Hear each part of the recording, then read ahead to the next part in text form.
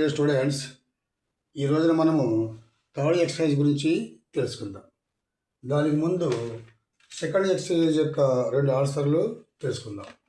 ఒకటి 19th one, hatch అంటే hence put the eggs and it's body and after 10 to 12 days the baby chicks comes out. అంటే గుడ్ల మీద పదవటం వల్ల ఆ పిల్లల్ని పెట్టడం అనమాట. దీన్నే హ్యాచ్ అంటాం, హ్యాచింగ్ అంటారు. ఇక్కడ ఈ ముందు ఒక లెటర్ చేసుకుంటారో కొత్త పదాన్ని అనుకుంటాము, అది నౌన్ ఫామ్ అయింది. దాని అర్థము roof of the house with reeds or straw. అంటే ఏంటి? తాటాకులు చెత్తతో కప్పిన ఒక ఇల్లు అనమాట. ఆ రూఫ్ కప్పు అనమాట అనే అర్థం వచ్చే పదాన్ని ఇక్కడ రాయాలన్నమాట. ఏ లెటర్ చేస్తే ఈ అర్థం వచ్చే పదం వస్తుంది. దట్ ఈస్ ఇక్కడ టీ టీ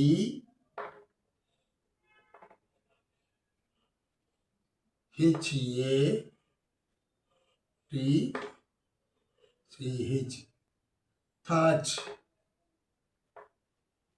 ఇక్కడ టీ అరేంజ్ చేయడం ద్వారా అదేమైంది? హ్యాచ్ థాచ్ అనమాట. థాచ్డ్ హౌస్ అంటాం అనమాట. అంటే ఏంటి? గడ్డితో కప్పబడిన ఇల్లు అని చెప్పుకుంటాం అనమాట. థాచ్డ్ హౌస్ అంటాం మనం. ఇక్కడ 20th ఎగ్జాంపుల్, లాంచ్. లాంచ్ అంటే to make a sudden powerful forward movement అనమాట. సడన్గా ముందుకు వంగు, ముక్కాళ్ళ మోపు అని అర్థం వస్తుంది అనమాట. ఇది లాంచ్ అంటే ముందుకు దూకు అని అర్థం వస్తుంది అనమాట. ఇక్కడ ఒక లెటర్ చేసిన ద్వారా కొత్త పదం అనుకుంటాము, అది గర్భం అయి ఉంటుంది. దాని యొక్క అర్థము a sinking or dive into water, అంటే నీటిలోకి దుముకు, డైవ్ చేయటం అన్నమాట అనే అర్థం వస్తుంది అన్నమాట. అనే అర్థం వచ్చే పదాన్ని రాయాలన్నమాట. ఇది ఇక్కడ లెటర్ చేస్తుంది కదా, లాంచ్. ఇక్కడ P arrange, PLUNGE plunge. Plunge అంటే నీటిలో దుముకు అని అర్థం అన్నమాట. ఇక్కడ పి అరేంజింగ్ పి. దీన్ని మనం ప్రిఫిక్స్గా చెప్పుకుంటాము. ఇక్కడ ఇది సెకండ్ ఎక్సర్సైజ్గా మనం చెప్పుకుంటాం. ప్రిఫిక్స్ అంటే add a letter before a word and form a new word అనమాట. ఒక పదానికి ముందు ఒక లెటర్ చేర్చి కొత్త పదాన్ని కనుగొంటాం. ఇప్పుడు ఆ థర్డ్ ఎక్సర్సైజ్ ఏంటంటే సఫిక్స్. సఫిక్స్ అంటే ఏంటి? Add a letter after a word and form a new word.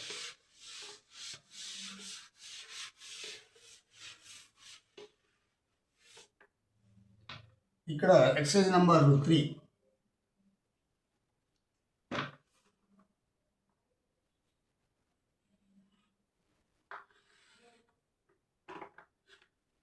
Suffix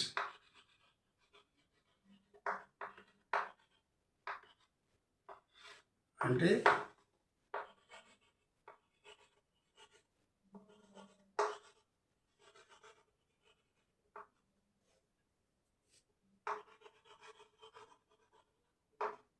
after a word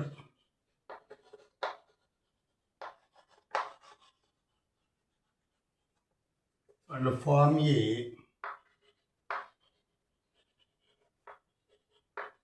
new word.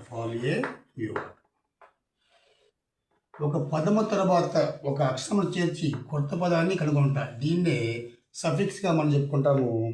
దీనికి ఒక ఎగ్జాంపుల్, ఇక్కడ ఒక ఎగ్జాంపుల్ ఏం చెప్పుకుంటున్నాం మనం? ఇక్కడ పర్స్, PURSE, పర్స్ అంటే నౌన్ ఫామ్. పర్స్ అంటే నౌన్ ఫామ్. దీని అర్థము ఏ స్మాల్ బ్యాగ్,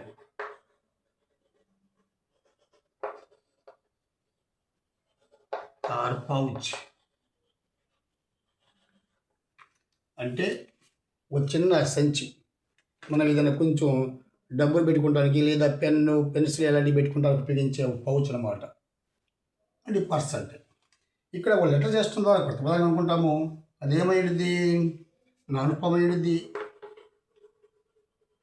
దాని అర్థము ships or air crafts.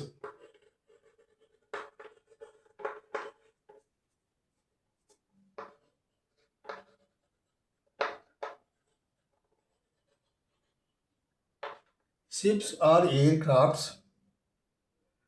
Officer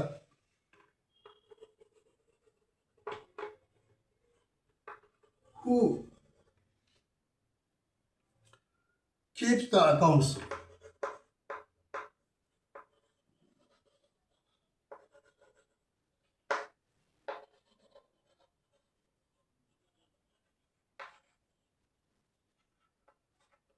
who keeps the accounts. ఎవరైతే ఒక సంస్థ యొక్క, అది ఏది, షిప్కి సంబంధించి ఎయిర్క్రాఫ్ట్ సంబంధించిన సంస్థ యొక్క ద్రవ్యానికి సంబంధించిన విషయాలను చూస్తూ ఉంటారో అటు ఆఫీసర్ని అర్థం వచ్చే ఒక పదాన్ని ఇక్కడ రాయాలన్నమాట. ఏమవుతుంది అక్కడ ఏ లెటర్ చేస్తుంది అర్థము, దట్ ఈజ్ PURSER, పర్సన్. ఇక్కడ ఆర్ చేస్తుందారా, ఇక్కడ పర్సన్ అంటే ships or aircrafts officer who keeps the accounts or maintains the and financial activities అన్నమాట. ఆర్థికపరమైన అంశాలను చూసే వ్యక్తినే పర్సన్గా మనం చెప్పుకుంటాం అన్నమాట. ఇక్కడ ఆర్ చేస్తుందారా ఈ అర్థం వస్తుంది అన్నమాట. దీన్నే మనం సఫిక్స్గా మనం చెప్పుకుంటాము. ఇక్కడ మన ఆర్ట్ ఆఫ్ అనగ్రంలోని 2 ఉదాహరణలు చెప్పుకుందాము. అది 19th and 20th and page number 25-26. ఇక్కడ ఏంటది, ఫస్ట్ 19th వన్,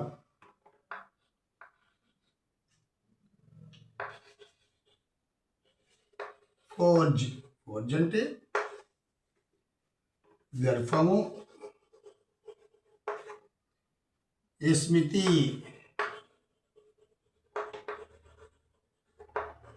లేదా ఫర్నెస్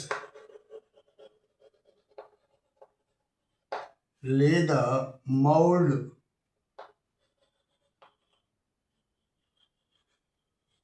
అంటే వంచు. అంటే ఒక సబ్స్టాన్స్ని, ఒక సాలిడ్ సబ్స్టాన్స్ని ద్రవ రూపంలో మార్చి దానికి మళ్ళీ అంటే ద్రవ రూపంలో మార్చి దాన్ని మళ్ళీ కూల్ చేయడం ద్వారా హార్డ్షిప్ అంటే వివిధ షేప్లో తీసుకొచ్చి దాన్ని గట్టిపరచడం అన్నమాట. దీన్ని ఏమంటాం మనము, సాగగొట్టి ఏదైనా వస్తు రూపాన్ని ఇవ్వటం అన్నమాట. దాన్ని ఫోర్జ్గా మనం చెప్పుకుంటాం అన్నమాట. ఇక్కడ వాళ్ళు లెటర్ చేయడం ద్వారా కొత్త పదాలు అనుకుంటాము. అది ఏమై ఉంటుంది, వెర్ఫామ్ అయి ఉంటుంది. దాని అర్థము loss from the memory.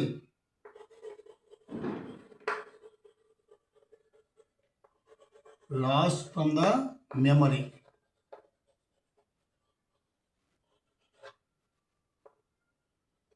Loss from the memory అంటే మతి మరుపు, మరిచిపోవు అని అర్థం వచ్చే పదాన్ని ఇక్కడ అన్నమాట. 20th ఎగ్జాంపుల్, ఇక్కడ గ్రోవ్, GROVE, గ్రోవ్ అంటే ఇది నౌన్ ఫాము. దీని యొక్క అర్థము small would.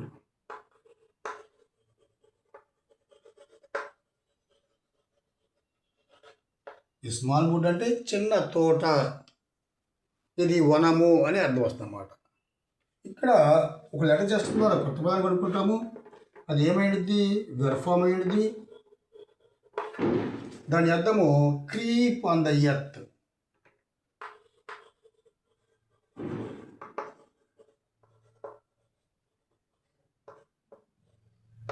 On the earth లేదా క్రాల్.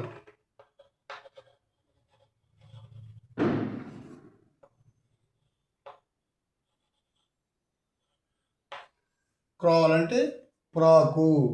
నేల మీద పొరలాడు అంటే పాకటం అన్నమాట.